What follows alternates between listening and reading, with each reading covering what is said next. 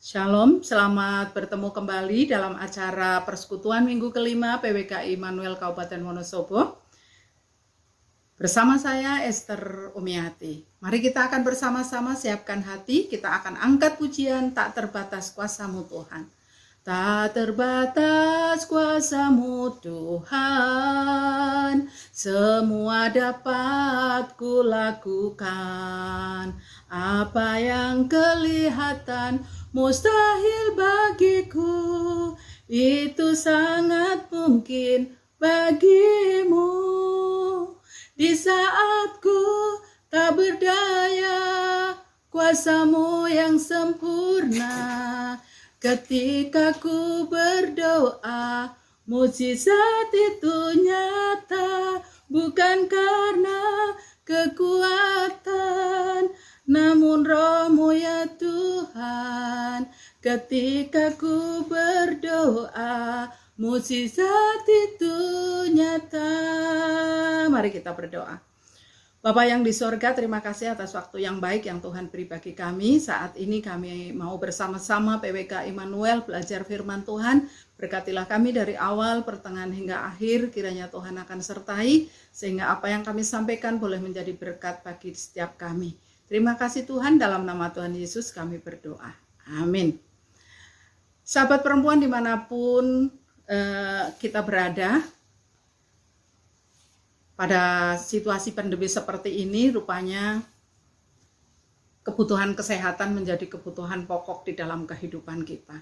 Ada berbagai macam upaya yang dilakukan baik oleh pribadi kita maupun juga di berbagai pihak untuk mengupayakan agar tubuh kita menjadi sehat, keluarga kita menjadi sehat.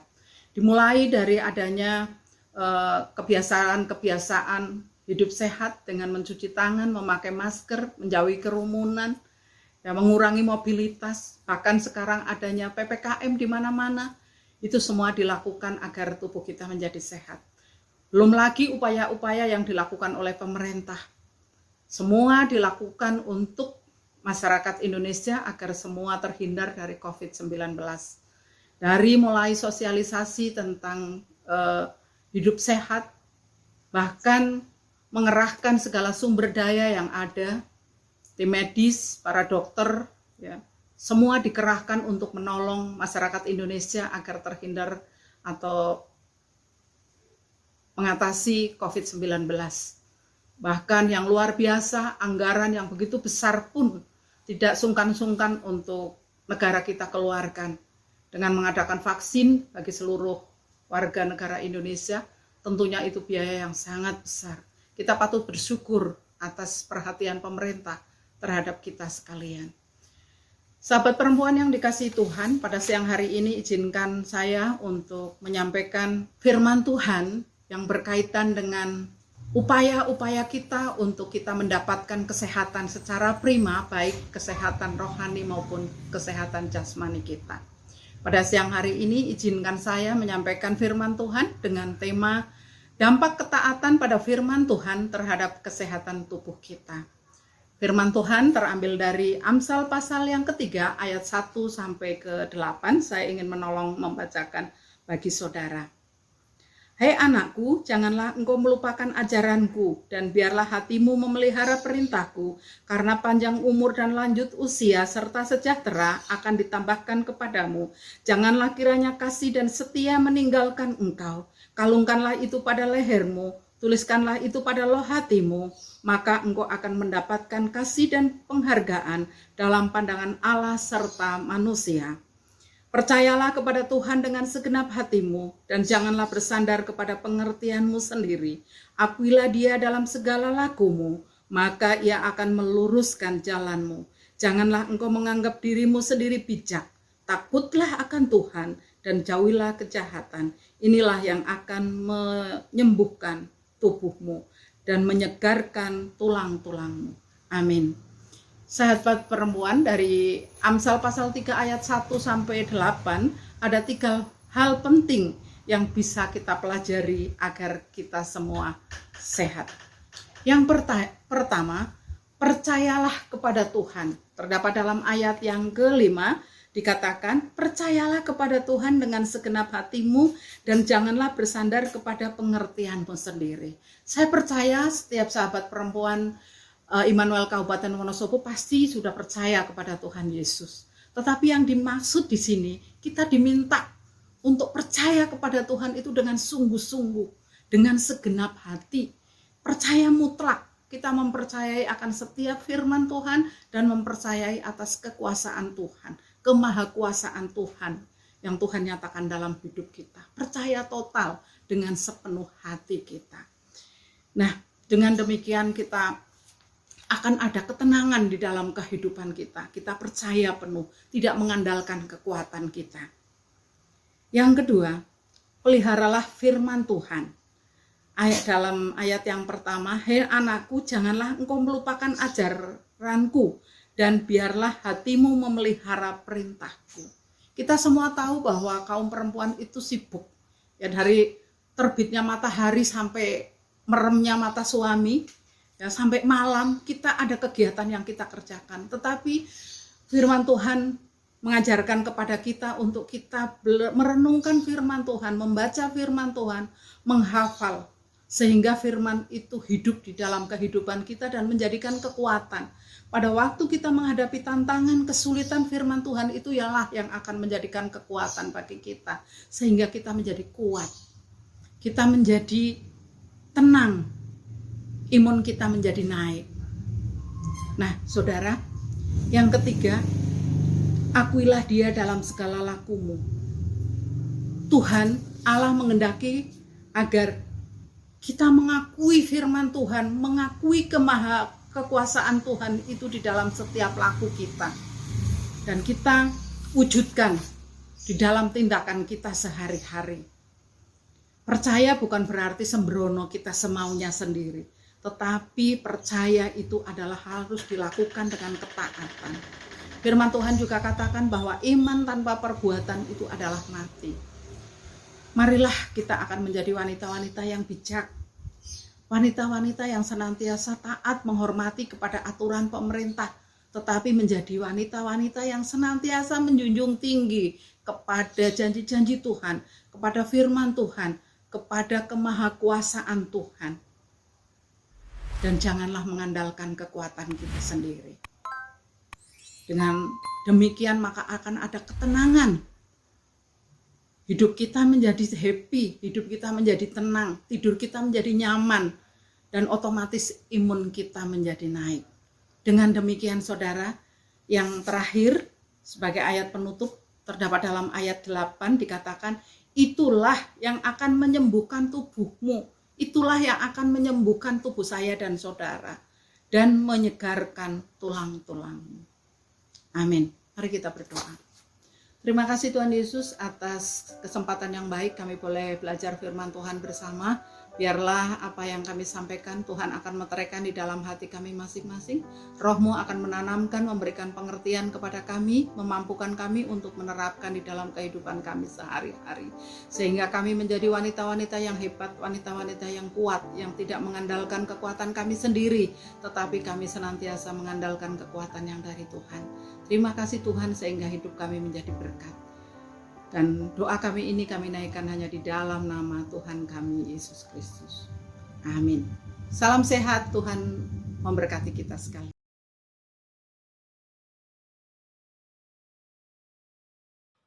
Shalom, ibu-ibu. Bagaimana kabarnya?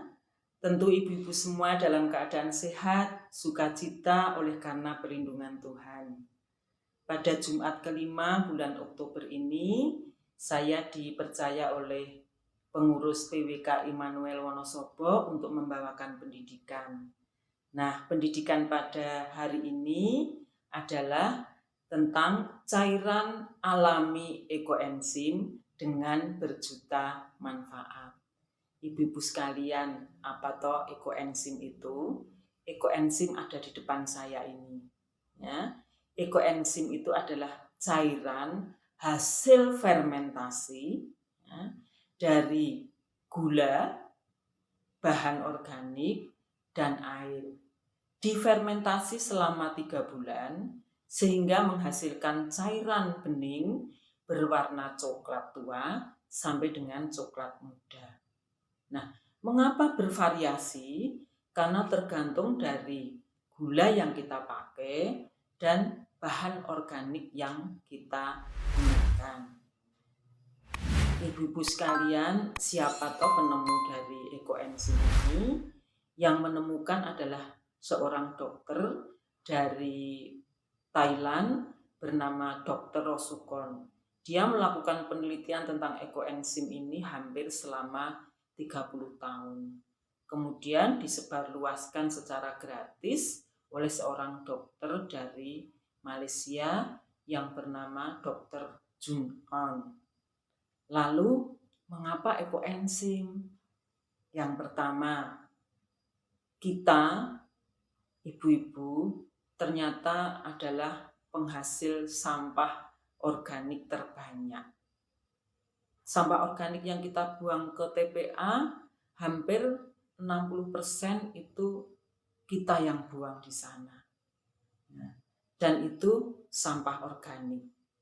Nah, dengan pembuatan ekoenzim ini, maka paling tidak kita sudah mengurangi beban TPA. Kemudian yang kedua, ibu-ibu sekalian, produk rumah tangga yang kita gunakan sehari-hari itu hampir semuanya berbahan kimia sintetis. Nah, dengan hadirnya ekoenzim di rumah tangga kita, maka kita sudah mengurangi produk berbahan kimia sintetis. Yang berikutnya, melalui ekoenzim bisa berfungsi untuk melestarikan bumi bagi anak cucu kita. Karena ekoenzim berguna untuk menjernihkan air, menjernihkan udara, juga merawat tanah. Nah, apa saja manfaat dari ekoenzim ini? Banyak sekali ibu-ibu sekalian. Di antaranya yang pertama yaitu untuk keperluan sehari-hari. Mulai dari ngepel, cuci piring, cuci baju, cuci peralatan rumah tangga, membersihkan kamar mandi, membersihkan kloset, membersihkan kaca, semua bisa pakai ekoenzim. Kemudian juga bisa digunakan untuk perawatan pribadi. Nah, kalau kita ingin keramas, kita sudah boleh menggunakan ekoenzim. Bisa untuk cuci muka, untuk kumur-kumur, gosok gigi, untuk mandi, dan juga untuk detox kaki. Ibu-ibu, ternyata dengan detox kaki dengan ekoenzim itu bisa menambah kualitas tidur kita semakin baik. Kemudian racun-racun dalam tubuh kita juga akan luruh dan merelaksasi kaki kita. Dengan 2 tutup botol ekoenzim ditambah dengan setengah ember air hangat, kemudian kita rendam selama 20-30 menit kaki kita, maka kita akan menjadi sangat rileks. Itu saya lakukan 1 minggu 2 kali dan hasilnya luar biasa ibu-ibu sekalian. Kemudian manfaat yang lain yaitu untuk pengobatan, ya, seperti luka gores, luka bakar, lecet, ya. Kemudian juga untuk penyakit kulit, mungkin panu, jamur, kemudian infeksi, ya, biduren. Kemudian luka diabetes itu juga bisa dikeringkan melalui dengan ekoenzim. Bahkan ibu-ibu sekalian, ternyata ekoenzim ini juga anti radiasi. Nah, jadi kita bisa mengurangi radiasi dengan ekoenzim dengan cara bagaimana ibu-ibu sekalian, yaitu meletakkan botol kecil ekoenzim ini di dekat wifi kita atau di dekat komputer atau HP kita, maka radiasi akan berkurang. Luar biasa sekali. Kemudian juga bermanfaat bagi tanah, air, dan udara. Melalui ekoenzim, udara bisa bersih, yaitu dengan kita semprotkan 1 mili ekoenzim ditambah dengan air 1000 mili atau 1 liter, kemudian kita semprotkan ke udara. Ini sudah membersihkan udara, berfungsi sebagai disinfektan. Nah, selain itu ternyata disinfektan ini juga berfungsi untuk semprot wajah ibu-ibu sekalian. Wajah kita menjadi segar, menjadi sehat, dan bersih. Ya, saya setiap kali, pokoknya kalau ingat, ada ekoenzim yang ada di depan saya buat spray kecil seperti ini, kemudian saya semprotkan di muka saya. Maka saya merasakan bahwa muka saya lebih segar. Kemudian juga sebagai hand sanitizer, alat cuci tangan kita. Saya sudah tidak lagi menggunakan produk kimia yang dibeli di apotek, hand sanitizer, tetapi saya sudah menggunakan hand sanitizer dari ekoenzim dengan takaran 1:400. 1 mili berbanding 400. 1 milinya ekoenzim, 400 milinya adalah air. Sangat hemat karena hanya kecil penggunaannya. Nah, kemudian berguna bagi air. Mengapa berguna bagi air, ibu-ibu sekalian? Karena ekoenzim ini berfungsi menjernihkan air yang kena kotoran, menjernihkan air yang kena limbah pabrik, limbah industri. Ya, dengan dikocorkan di saluran, maka air yang ada di situ menjadi jernih. Nah, tadi juga berfungsi untuk memperbaiki tanah. Dengan dikocorkan di tanah yang tandus, yang sudah tidak berfungsi, maka tanah itu menjadi subur kembali. Sehingga sekaligus ekoenzim ini berfungsi sebagai pupuk, ya, atau penyubur tanaman. Saya sudah membuktikan dari pupuk ini dengan saya semprotkan 1:1000, ternyata tanaman saya menjadi lebih subur. Ibu-ibu sekalian, ternyata ekoenzim juga sangat bermanfaat untuk membantu penyembuhan COVID-19. Pada saat kemarin, bulan Juli, Agustus, COVID-19 merebak, maka puji Tuhan kami bisa menyalurkan ekoenzim ini ke saudara-saudara saya, teman-teman saya, bahkan orang-orang yang belum saya kenal, yang mereka terkena wabah ini, dan puji Tuhan mereka sembuh. Luar biasa sekali. Nah, nanti seperti apa treatmentnya, nanti kita susulkan dalam sesi berikutnya. Ibu-ibu sekalian, itulah diantara manfaatnya, dan masih banyak manfaat yang lain lagi.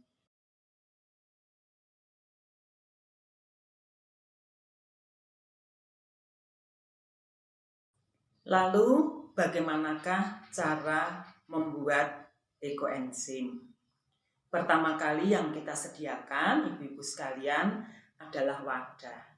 Nah, wadah yang kita sediakan ini berbahan plastik dan harus bermulut lebar seperti yang saya sediakan di sini. Jangan berbahan kaca atau seng, ya, karena ini nanti akan menimbulkan gas.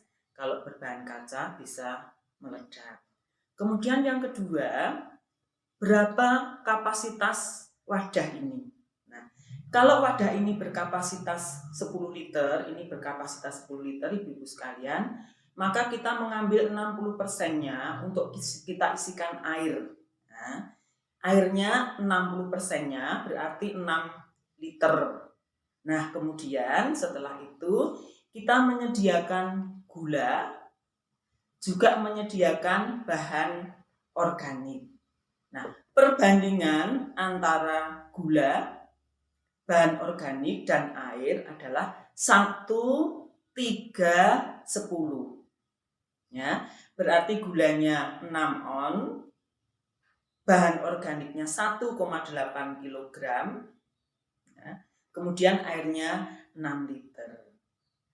Nah, setelah itu apa yang kita lakukan ibu-ibu sekalian? kita akan memasukkan gula merah ini yang 6 on tadi.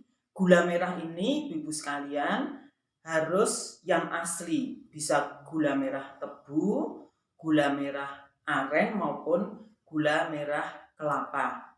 Ya. Jangan gula pasir, karena kalau gula pasir itu sudah menggunakan proses kimia pada saat membuatnya. Kemudian bahan organik ini terdiri dari kulit buah yang masih segar dan potongan sayuran yang juga masih segar yang biasanya kita buang di TPA. Kita manfaatkan, kita cuci bersih, kita potong-potong. Jumlahnya 1,8 kg. Nah, buah dan sayur ini macamnya paling sedikit 5. Semakin banyak, maka enzimnya semakin bagus. Nah, akan lebih baik lagi diperbanyak kulit buahnya, terutama adalah kulit buah yang berbau segar seperti jeruk-jerukan, nanas, atau daun jeruk purutnya. Kalau saya kasih pandan, Ibu sekalian, supaya segar. Nah, kalau sudah, kita masukkan air tadi. Air yang 6 liter itu harus air yang jernih. Bisa dari pump, bisa dari air sumur, bisa tada hujan. Kalau pump itu kita diamkan 1 malam, kita endapkan, baru bisa kita pakai pada pagi harinya. Ya, seperti itu. Kalau semuanya sudah siap, maka langkah pertama adalah memasukkan gula terlebih dahulu. Nah, ini gula kita masukkan, Ibu-ibu sekalian. Kalau sudah, kita aduk sebentar. Nah, kalau sudah kita aduk, gula tadi kita potong-potong atau kita sisir. Nah, setelah itu kita masukkan bahan organiknya, ya, yang terdiri dari potongan buah dan sayur. Saya ini menggunakan kulit pelem, kulit jeruk, kulit terong, kulit rambutan, kemudian ada pandan, ya, ada bonggol brokoli, dan ada kulit pisang di sini. Nah, ini kita masukkan sampai habis. Nah, setelah itu, Ibu-ibu sekalian, kita aduk, ya, kita aduk. Ini masih tersisa, ini untuk kegiatan fermentasi. Nah, dan juga kalau ada gas itu bisa berada di sini. Kemudian kita tutup. Nah, setelah kita tutup, kita membuat label, Ibu sekalian, untuk mengingat. Nah, setelah kita tutup, kita buat labelnya. Ini bisa kita lihat di situ kapan buatnya, bukanya kapan, kemudian panennya kapan, terdiri dari apa saja, gulanya 6 on, BO-nya 1,8 dan airnya 6 liter.